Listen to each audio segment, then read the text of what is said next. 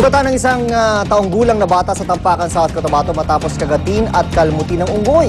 Hindi raw napansin ng kanyang magulang ang bata na pinuntahan na pala ng unggoy ng kapitbahay. Narito ang report. Namamaga pa rin ang mata ng isang taong gulang na batang ito matapos kagatin at kalmutin ng unggoy sa Corondal, South Cotabato. Kwento ng ama ng batang si Princess Lumbaan, naghahanda siya ng tanghalian nang biglang nawala sa higaan ang kanyang anak. Kuan magunigon na nigamo mi sa balay ba nya. Isip ko dala ko siya nabantayan gani. Nabantayan man siya pero nalipatan lang ba. Tapos pila lang ka segundo. Posibleng lumabas daw ang bata sa likod ng kanilang bahay kung saan nakatali ang alagang unggoy ng kanilang kapitbahay. Nang makita, iyakap ng unggoy ang batang may kagat at kalmot sa iba't ibang bahagi ng mukha at katawan. Paliwanag ng may-ari ng unggoy, mabait naman ang kanyang alaga, pero dahil sa pambabato ng ilang kabataan sa kanilang lugar, naging mabangis daw ito. Kasalukuyang ginagamot sa ospital ang bata. Nagbigay ng konting pera ang may-ari ng unggoy para sa gastos sa ospital, pero hindi raw ito sapat ayon sa magulang ng biktima. Pinag-iisipan naman ng may-ari ng unggoy kung paano malilipat sa ibang lugar ang alaga. Amo na lang siguro na pakitaan sa provide kaya para dispose na mo ng amo.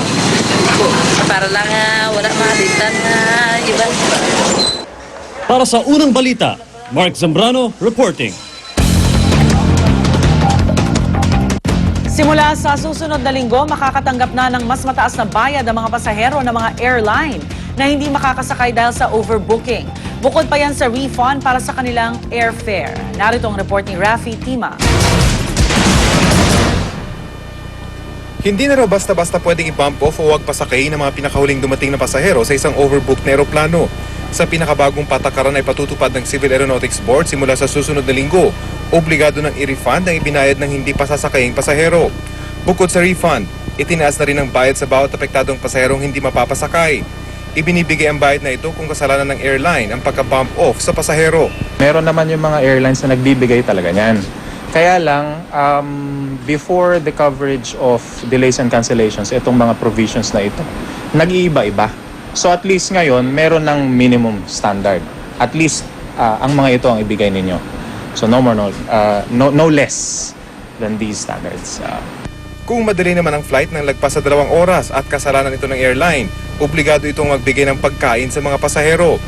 At kapag nakansela ang flight dahil sa aberya sa airline, obligado ang mga carrier na bayaran ng pagkain, hotel accommodation, transportation at komunikasyon ng mga apektadong pasahero. This is just a stopgap. So this is just an update of what was already existing. But more policies are on the way. And we are also involving not just representatives of government agencies, but we're also involving the airlines themselves so that not only the passengers' rights will be protected and enhanced, but of course, we have to also develop the air industry. Hindi sakop ng patakaran ng mga delay o kanselasyon labas sa kontrol ng airline, gaya ng sama ng panahon. Pero ano man ang dahilan, kailangang abisuhan ng airline ang mga pasahero tungkol sa aberya. It will not work if we only concentrate on giving our passengers rights. No, we have to educate them also on how to travel by air. Kasi there are many passengers who are first-time air travelers. Nakonsulta na raw ang ilang carrier gaya ng Philippine Airlines at Cebu Pacific kaugnay ng bagong regulasyon. Pero wala pa silang opisyal na posisyon kaugnay nito hanggat hindi pa raw nila natatanggap ang kopya ng pinal na regulasyon. Para sa unang balita, Rafi Tima reporting. Truck at AUP nagbanggaan sa EDSA Ayala. Media workout ni Division Boxing Champion Manny Pacquiao, tinagsa